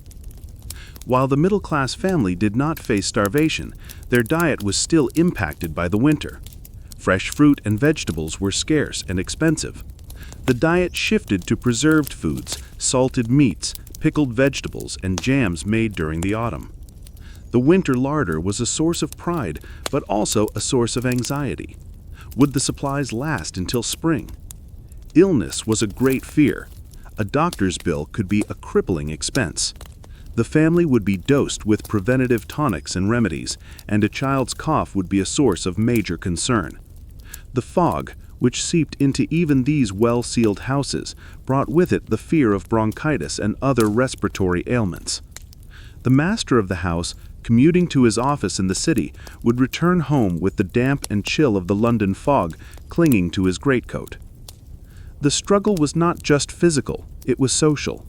Keeping appearances was paramount. The family had to maintain a certain standard of living, to host the occasional dinner party, to wear respectable clothes, all of which was more expensive in the winter. The frost on the glass was a symbol of their status. They had a warm house to frost over. But it was also a reminder of the constant expensive battle being waged against the cold, a battle that strained the budget and frayed the nerves of the aspiring Victorian middle class. Spring never promised, enduring until the thaw. As January gave way to February, and February bled into March, the London winter did not release its grip. It held on with a grim, wearying tenacity. This was, in many ways, the hardest part of the season. The initial shock of the cold had long since passed, replaced by a deep, chronic exhaustion. Resources, both physical and financial, were at their lowest ebb. The prevailing mood was not of active struggle, but of numb, dogged endurance. For the poor, the cumulative effect of the long winter was devastating. Months of inadequate nutrition had weakened their bodies. The constant damp and cold had settled into their bones, causing a permanent aching stiffness. The meager savings they might have had in the autumn were long gone, spent on scraps of food and small bags of coal. Their clothing, already ragged, was now in tatters, offering almost no protection. The landscape of the slums seemed to reflect this state of decay. The slush and mud of repeated thaws and freezes had churned the streets into a foul, impassable quagmire. The buildings themselves seemed to sag under the weight of the persistent damp. The air remained thick with the smoke of a million coal fires, a sign that the battle for warmth was still being fought every day. The hope for spring was a dangerous thing. A few days of milder weather, a hint of sunshine, would raise spirits, only to be crushed by the return of a biting east wind or a late-season snowstorm. The thaw, when it finally began in earnest, brought its own set of problems. The melting snow and ice would overwhelm the inadequate drainage systems, causing flooding. The foul-smelling heaps of refuse that had been frozen solid all winter would begin to decompose, releasing a new wave of stench and disease into the air. This was a time of quiet desperation. The death rate, which had been high all winter, often peaked in these late months as the weakest, worn down by the long siege, finally succumbed. The sound of the church bell tolling for another funeral was a frequent and somber note in the city soundscape. There was no guarantee that one would survive to see the spring. For the elderly, the sick, and the very young, the end of winter was a finish line they might not cross. Survival was a matter of sheer, bloody-minded persistence. It meant getting up one more time in the freezing dark, putting on the same damp boots, and facing another day of hunger and cold. It meant huddling together for warmth and sharing the last crust of bread. Dead of the night, the watchman and the frost. In the long, frozen hours between midnight and dawn, the streets of Victorian London were not entirely deserted. They were patrolled by the solitary, plodding figure of the watchman, or Charlie, as he was colloquially known before the establishment of the Metropolitan Police. His job was to provide a semblance of security, to be a deterrent to crime, and to raise the alarm in case of fire. In winter, his primary adversary was not the thief or the ruffian, but the profound, bone-deep cold. The watchman's uniform offered scant protection.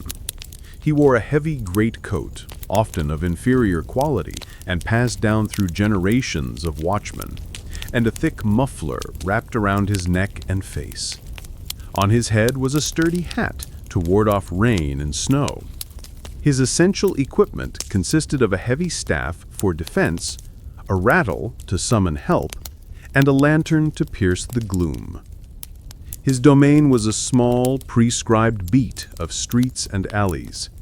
His duty was to walk this beat throughout the night, calling out the hour and the state of the weather in a loud, monotonous cry. 2 o'clock and a frosty night.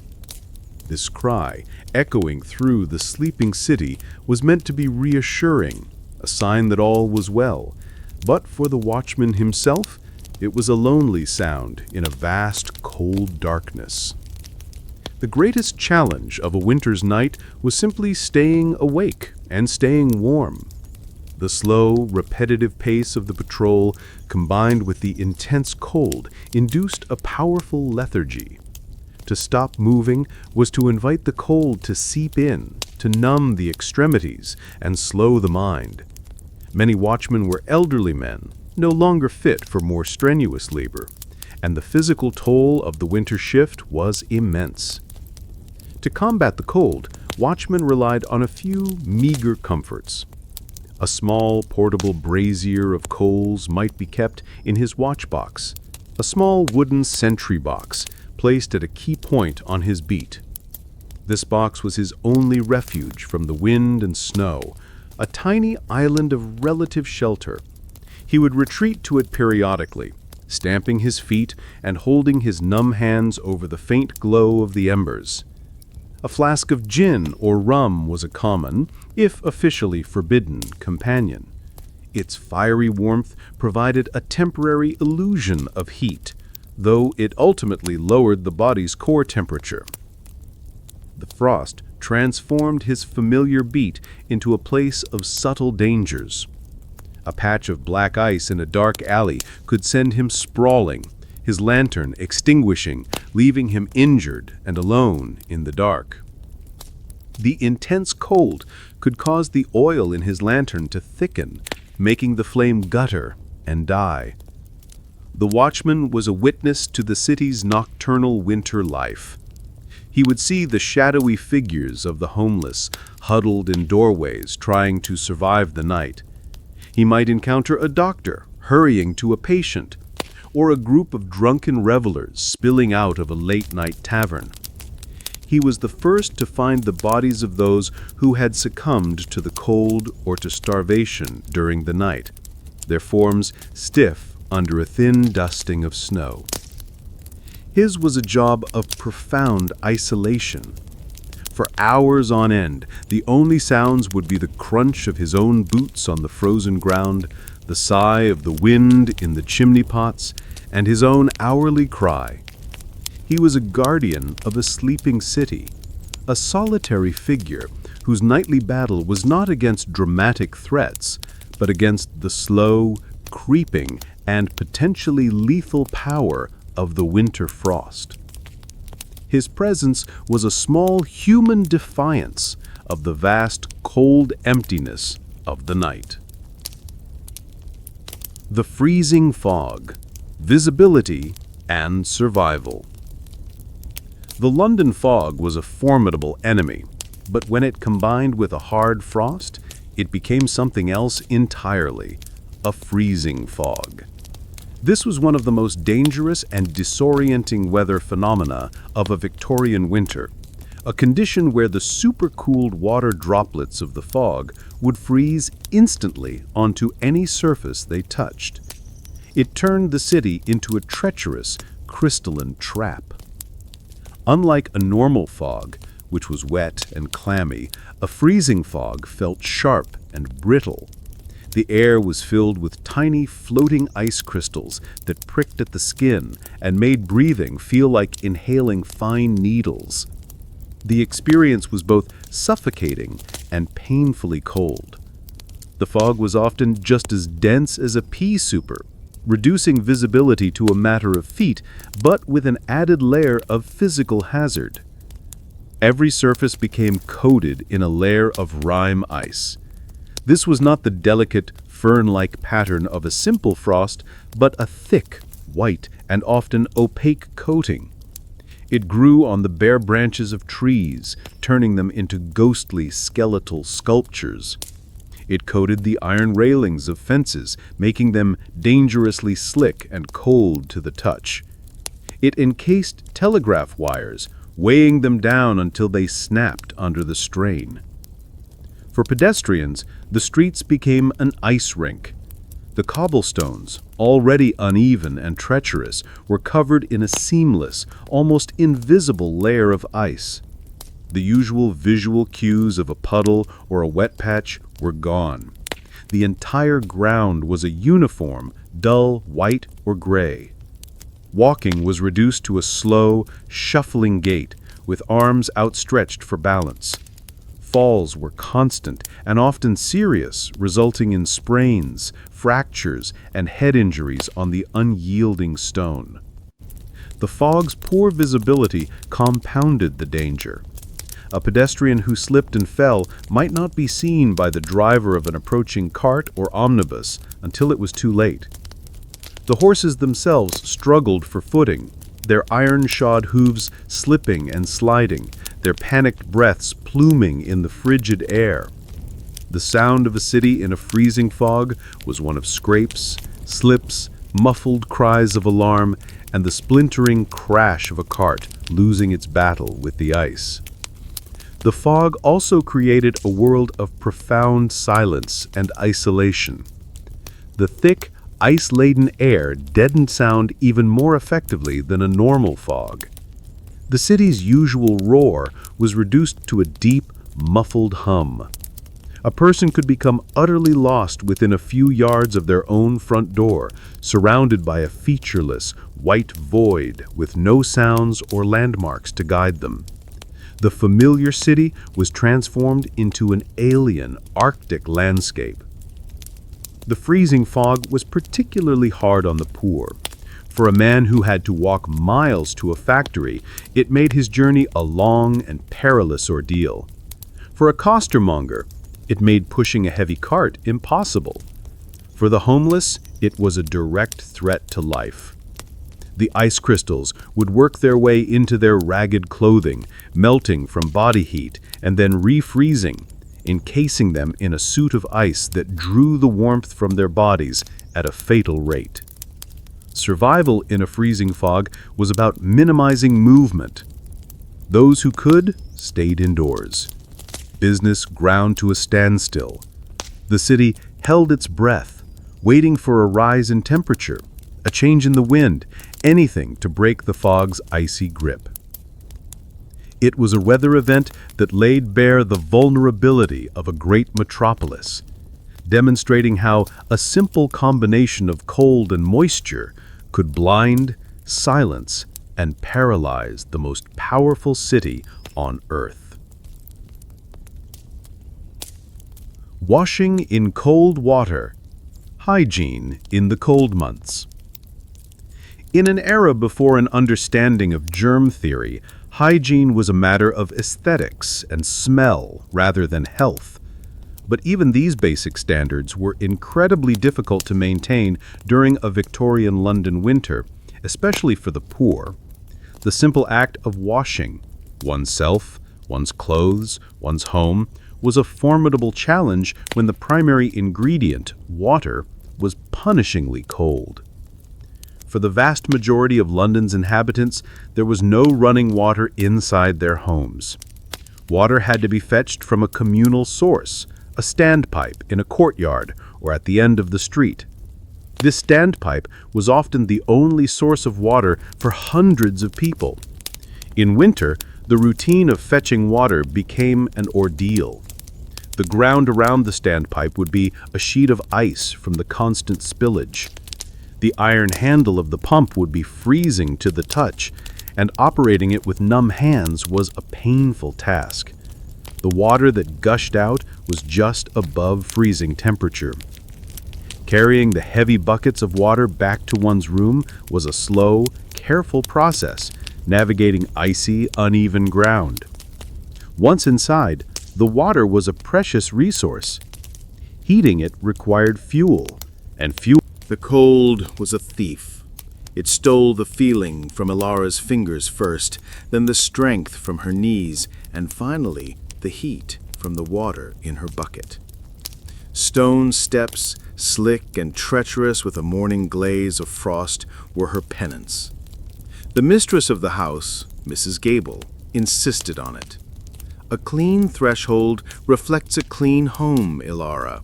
Sloth is a sin the frost will not hide. Ilara didn't feel slothful. She felt brittle, as if a sharp knock might shatter a bone.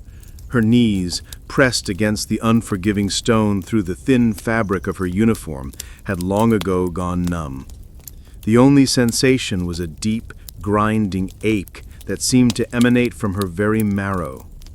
She dipped the rough cloth into the bucket. A delicate filigree of ice had already formed around the rim, a crystal mockery of the lace on Mrs. Gable's collar. The water, hauled from the scullery pump and heated just enough to be considered hot, was now a frigid soup that burned her raw hands with a different kind of fire. Red and chapped, her knuckles bled in small weeping cracks that the icy water sought out with vicious precision. She worked in a practiced rhythm, a circular motion that was less about effective cleaning and more about generating a flicker of internal warmth. Scrub, dip, wring, scrub. The sound was a dull, wet rasp against the stone, a lonely counterpoint to the slow, rhythmic drip, drip, drip from a gutter overhead, each droplet freezing upon impact with the pavement below. In the distance, the rumble of a carriage on the cobbled street was muffled by the snow, a sound from another world. Through the tall, mullioned window to her left, she could see the gable's breakfast room. A fire roared in the hearth, its light dancing on polished silver and gleaming porcelain. She saw the master, a thick silhouette against the flames, reading his newspaper. She saw the children, blurred figures of warmth and motion, their laughter a silent, painful mime. They lived in a world of perpetual summer, a world powered by unseen hands like hers, which were currently turning a mottled shade of blue. Resentment was a useless emotion, her mother used to say. It was a coal you held in your own hand, burning only yourself. But here in the biting cold, the coal felt like the only source of heat she had. She scrubbed harder, her breath pluming in the air like a dragon's steam. She imagined the dirt was not mere city grime, but the very essence of their indifference. She scoured away their comfortable footprints, their casual disregard for the world outside their gilded cage. The water in her bucket was now more slush than liquid. Each time she submerged the cloth, her fingers brushed against floating shards of ice. The task was becoming impossible. The thin layer of water she spread on the steps was freezing almost instantly, creating a new, more dangerous sheen of black ice. Her work was not just futile, it was counterproductive. She was making the entrance more perilous, not less. A gust of wind, sharp as a blade, swept up the street, carrying with it the smell of coal smoke and frozen mud. It cut through her thin shawl and dress as if they were made of air. A shiver racked her body, so violent that made her teeth click together. She paused, resting her forehead on her crossed arms on the step above her. It was a moment of utter defeat. The stone was a shock of cold against her skin, but it was a solid, real thing in a world that felt hazy with pain. "Are you quite finished daydreaming, girl?" The voice, sharp and frosted as the window panes, sliced through her misery. Ilara flinched and scrambled to her feet, her stiff knees protesting. Mrs. Gable stood in the open doorway, wrapped in a thick woolen dressing gown, her face a mask of pinched disapproval. The wave of warmth that billowed out from the house was intoxicating and cruel. "The bucket, madam. It's frozen." Ilara's voice was a croak. She gestured to the pail with a hand she could barely command. Mrs. Gable's eyes, the color of slate, flickered to the bucket and then back to the steps. "And whose fault is that? You've been dawdling for half an hour. You're creating a death trap. Look at it." She pointed a manicured finger at the glistening patch of ice Ilara had just made. "Useless. Go to the scullery, fetch more hot water, and do it properly this time, and be quick about it, or there'll be no lunch for you." The door clicked shut, sealing the warmth back inside. The brief vision of a world without cold vanished. There was no reprieve. There was only the task, the cold, and the gnawing emptiness in her belly. Ilara picked up the heavy bucket, the ice inside rattling like bones. She turned her back to the grand house and shuffled towards the servants' entrance at the side. The steps she had just cleaned were already being dusted with a fresh fall of fine, dry snow. In an hour, it would be as if she had never been there at all. The thought did not bring despair, but a strange, hollow peace. Her pain, her labor, her very existence, it was as temporary as her footprints in the snow. She was a ghost, haunting the edges of their warmth, leaving no trace but the memory of cold on her own skin. Reaching the scullery, she plunged her hands under the lukewarm pump, the shock of the water making her gasp. The The cycle would begin again. The cold was a thief, and it always came back for more. The ice seller's burden, cold within cold.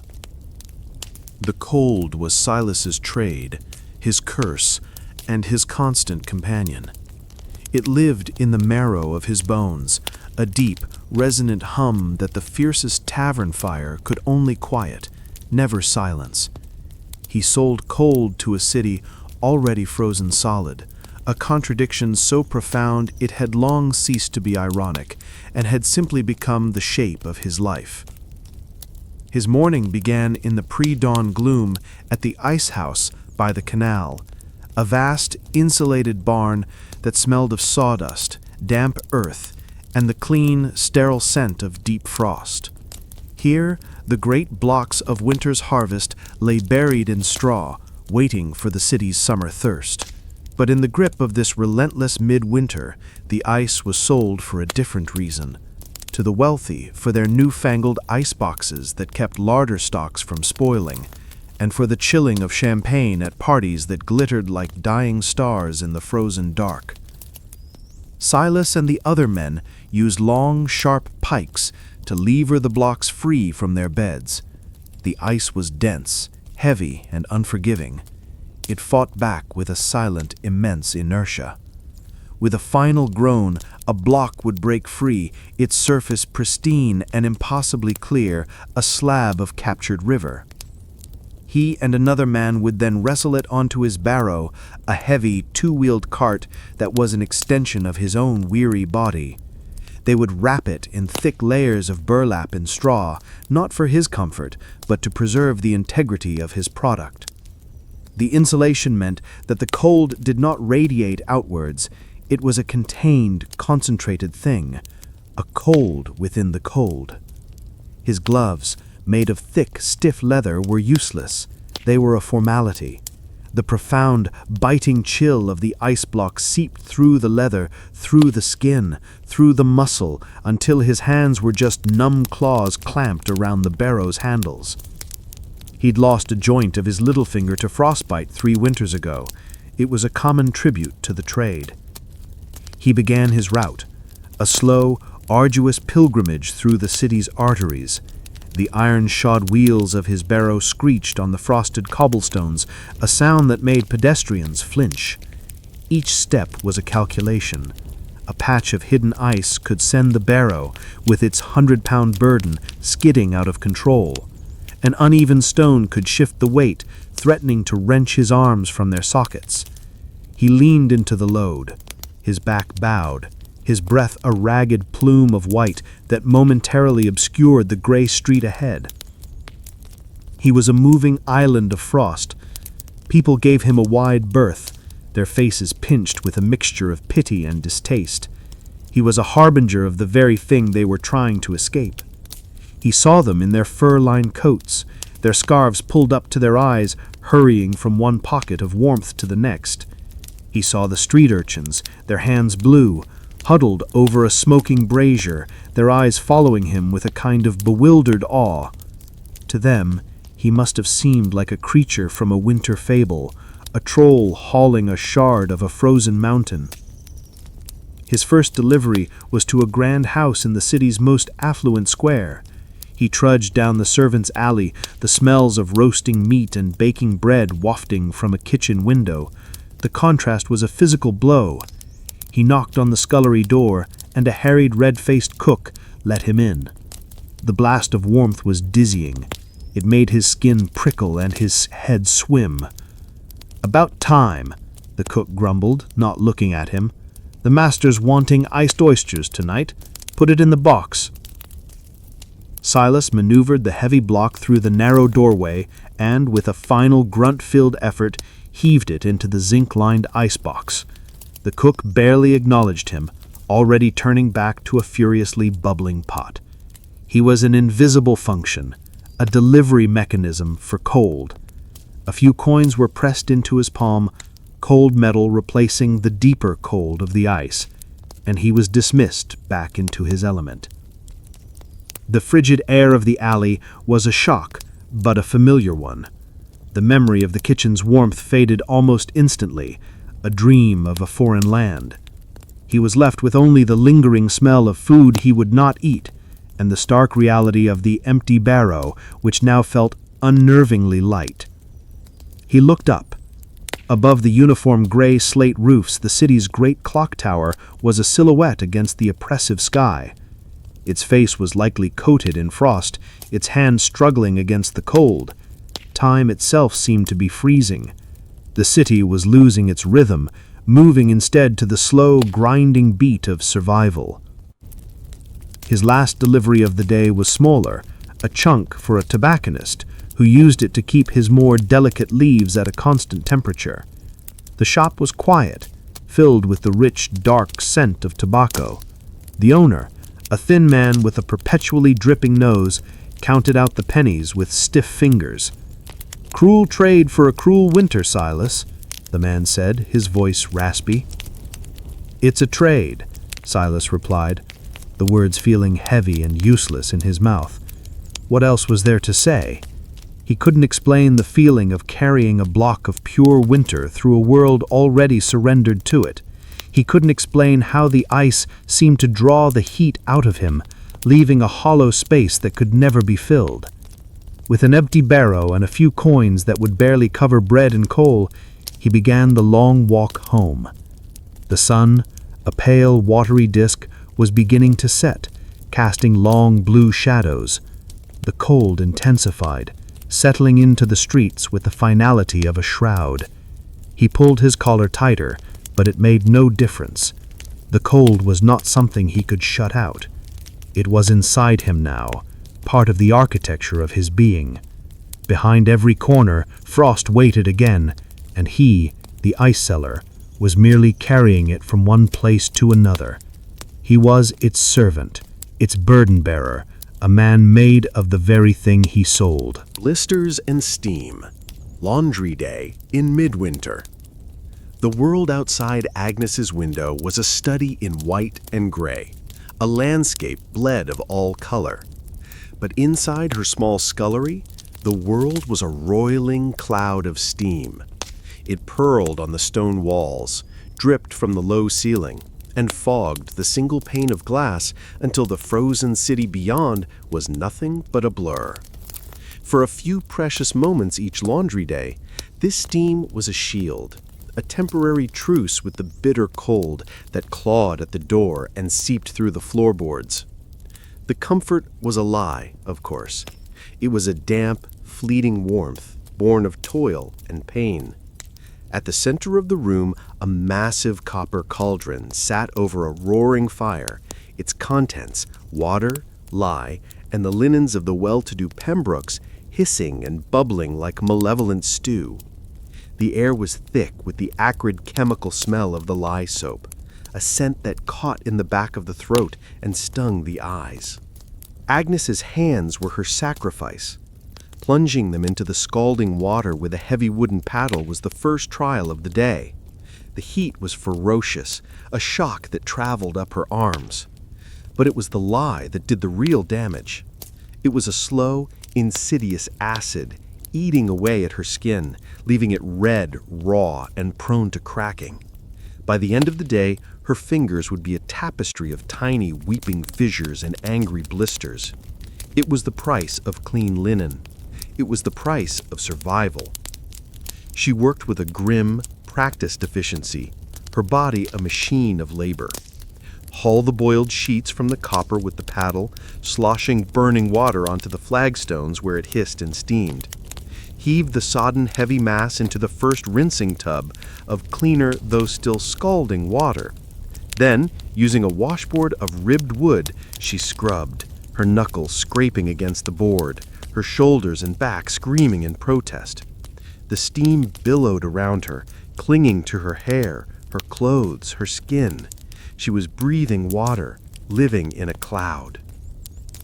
Her son, 6-year-old Thomas, sat huddled on a small stool by the fire, as close as he dared get to the spitting flames. He was a small, quiet boy, with a persistent cough that seemed to echo the dampness of their lives. This steamy room was the warmest place in their tenement, and laundry day was a strange blessing for him. He watched his mother, his eyes wide in the misty air, a small, silent witness to her Herculean efforts. "Is it done yet, Mama?" he asked, his voice small against the bubbling cauldron. "Almost, my love, almost through the boil." She gave him a smile that felt cracked and stiff on her face. Her own family's clothes, a pathetic, threadbare pile in the corner, would be washed last in the murky, exhausted water left over from the Pembrokes' fine Egyptian cotton and lace-trimmed nightgowns. There was a bitter poetry in that, washing the fabric of their dreams before tending to the rags of her own reality. The true battle with the cold began when the washing was done. The rinsing and wringing complete, she had to take the wet laundry outside to hang. The moment she opened the scullery door, the cold attacked. It was a physical presence, a predator that devoured the steam in a single gulp, replacing it with a crystalline, lung-searing chill. She carried the wicker basket, heavy with damp, clean cloth, out into the small, grubby yard shared by the tenement block. The wind was a bully, snatching at the sheets, trying to tear them from her grasp. Her hands, already tender and raw, were instantly assaulted. The dampness on her skin turned to a film of ice. The pain was excruciating, 1,000 tiny needles stabbing into her flesh. She worked frantically, her fingers growing stiff and clumsy. She fumbled with the clothespins, her numb digits barely able to work the springs. The transformation was immediate and surreal. The wet linens, pliable and soft in her hands just moments before, began to stiffen on the line. The water inside the fibers froze solid. A pillowcase caught by the wind froze in a perfect billowing curve. A man's long-sleeved shirt hung with its arms outstretched like a scarecrow and made of ice. The entire clothesline became a gallery of frozen sculptures, a ghostly white army standing guard in the desolate yard. They would hang there for a day or 2 or 3, not drying, but freeze-drying, the ice slowly sublimating into the frigid air. When she brought them in, they would be stiff as boards, and she would have to thaw them by the fire before they could be ironed. Back inside the scullery, the steam was already dissipating. The fire was burning lower, and the warmth was retreating. The room was returning to its natural state, cold and damp.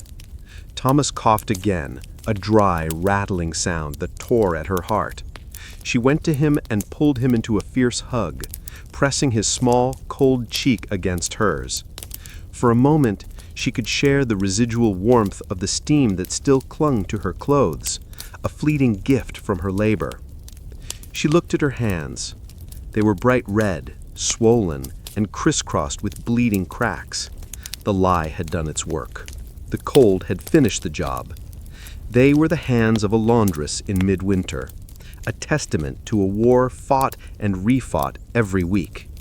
They were ugly, painful things, but as she held her son, she knew they were also the hands that kept him fed, that bought the coal for the fire, that fought back, however feebly, against the encroaching frost. The steam was gone, but in the small circle of her arms, she held the only warmth that truly mattered. The wind that scoured the corner of Fleet Street and Ludgate Hill had a cruel, personal touch. It wasn't a simple, honest cold. It was a pickpocket, a hooligan, a thing that sought out the smallest gap in a man's defenses. The space between a scarf and a collar, the worn seam of a boot, and most viciously, the exposed flesh of his hands. Finn's stall was a flimsy bastion against this assault.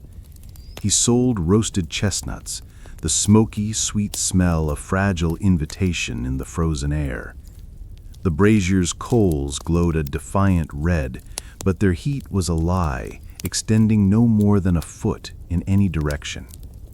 It was just enough to keep the chestnuts hot and his face from freezing solid, but it offered no quarter to his hands.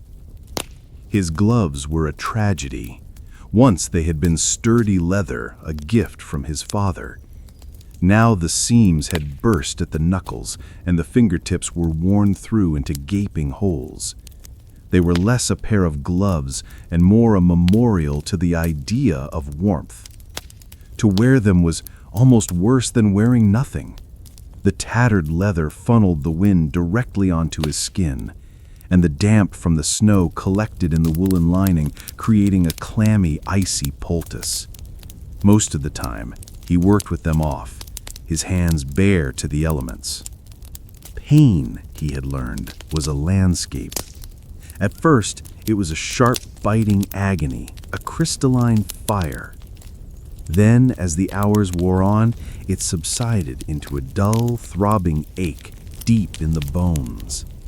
Finally, sensation would retreat altogether, leaving his fingers feeling like clumsy, foreign objects attached to his wrists.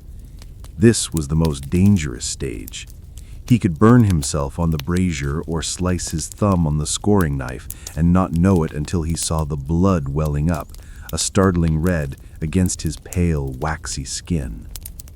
His trade was a litany of cold exchanges. A customer would approach, their breath rising like smoke. They would hand him coins. The metal was a shock, leaching what little warmth he possessed.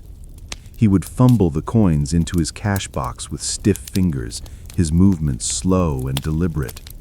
Then he would scoop the hot chestnuts into a small paper cone.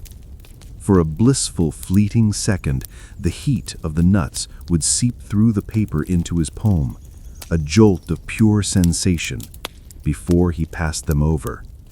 Hand to hand, cold metal for fleeting heat. It was the fundamental transaction of his life. From his corner, he was an unwilling sociologist of the city's hands. He saw the wealthy gentlemen and ladies, their fingers hidden deep within fur-lined muffs or encased in fine kid-leather gloves, their gestures elegant and insulated.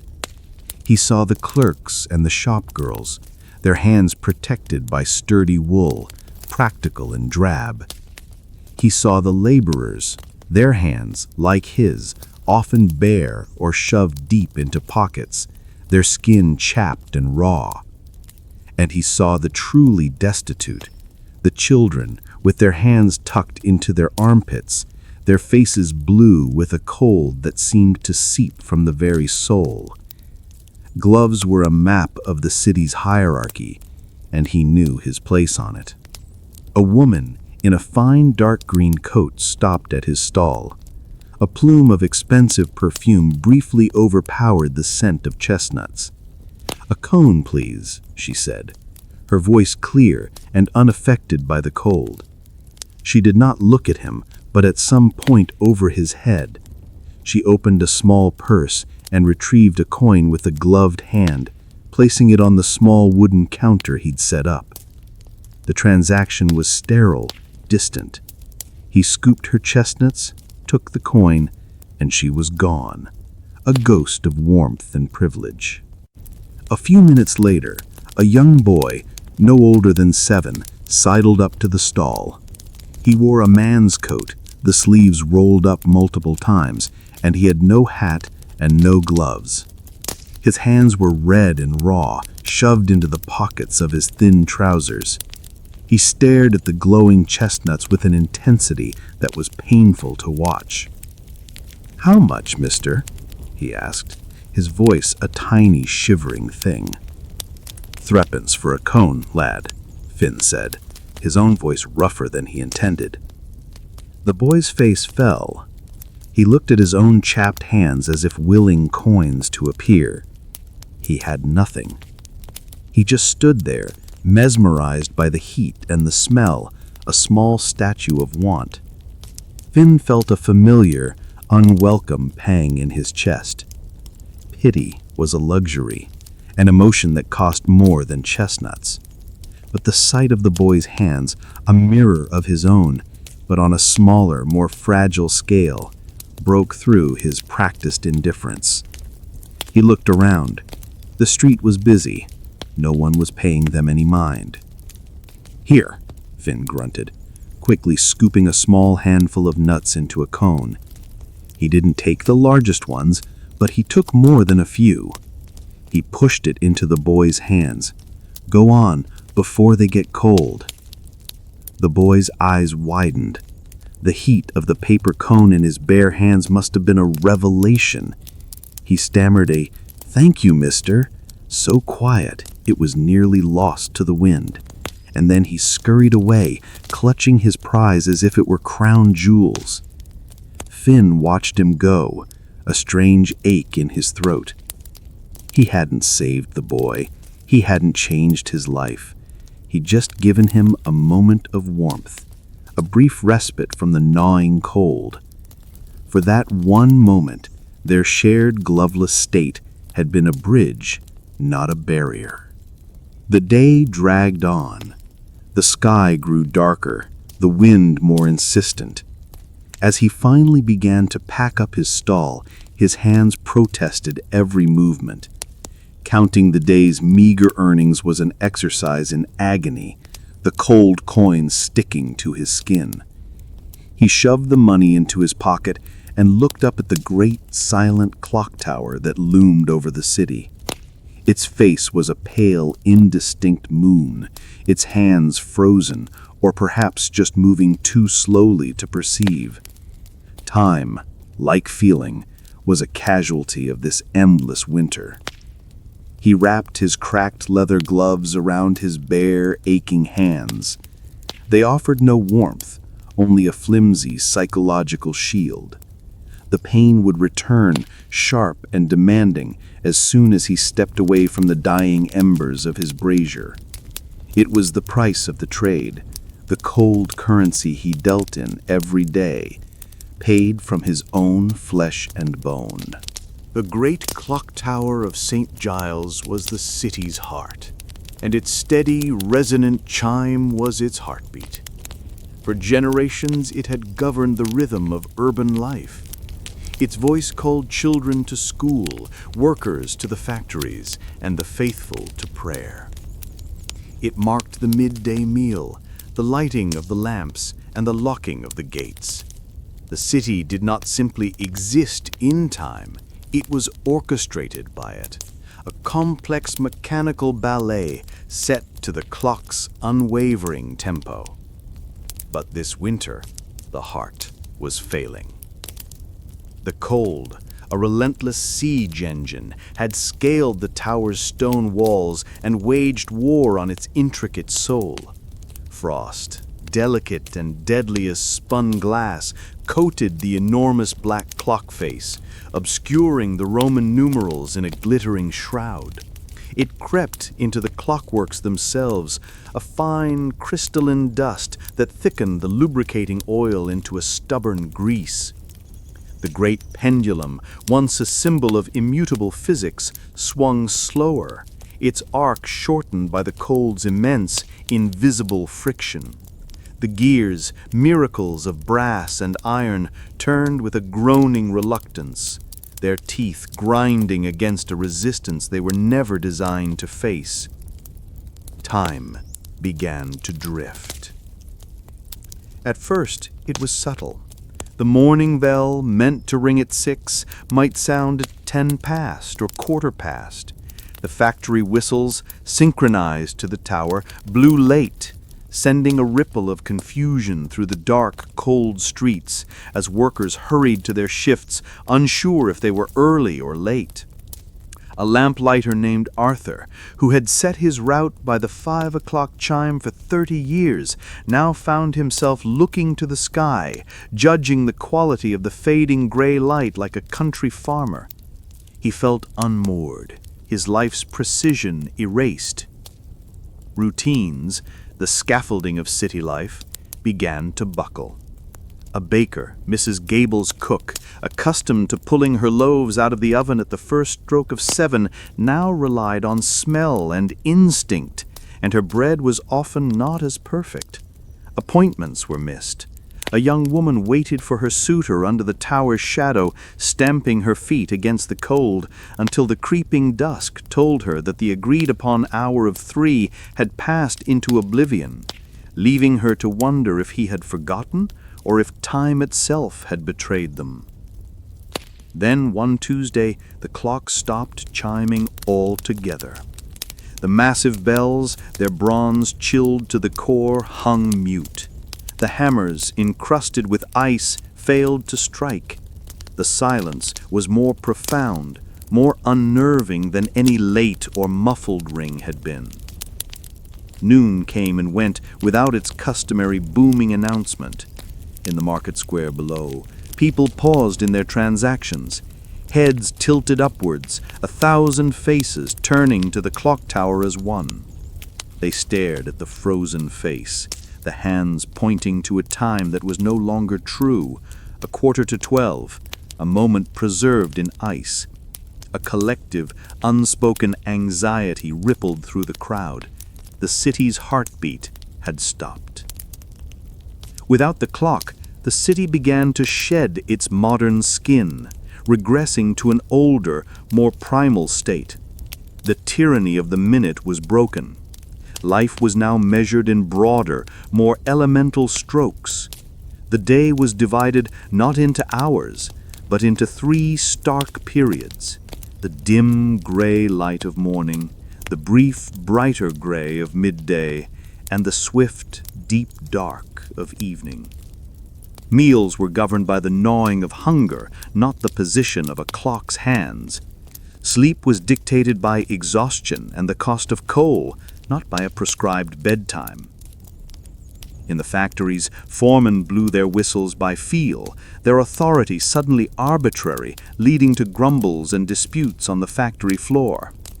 The orderly flow of commerce and labor became a sluggish, uncertain thing. The city, once a marvel of precision and industry, now moved by instinct. Silas the ice seller no longer measured his day by deliveries per hour, but by the ache in his back and the growing length of the shadows. Ilara, scrubbing the steps of the gable house, knew the morning was over not by a chime, but by the shift in the wind and the deepening blue of the sky. Finn, the chestnut vendor, packed up his stall when the last of the homeward-bound workers had passed, a human tide that ebbed without a cluck to command it. The silence of the tower changed the very sound of the city. The air, once punctuated by the regular tolling of the hours, was now a continuous soundscape of carriage wheels, vendors' cries, and the ever-present whisper of the wind. Time was no longer an external, commanding voice from on high. It was an internal, personal feeling. It was the rhythm of a mother's rocking chair, the slow drip of a leaky roof, the beat of a shivering heart. Some found it liberating. They felt freed from the relentless pace that the clock had demanded. But for most, it was a deep and unsettling loss. The shared reality that the clock had provided was gone, replaced by a million individual, subjective timelines. The city had lost its coherence. It was no longer a single, unified body moving in concert, but a collection of isolated souls, each navigating the frozen landscape by their own dim light. From its silent perch, the clock tower presided over this new, timeless city. It was a monument to a forgotten order, its gears locked, its voice stolen by the frost. It had tried to impose a human mechanical order on the world, but the world, in the form of a relentless, indifferent winter, had simply shrugged it off. The city would survive. Its people would eat and sleep, work and weep, live and die.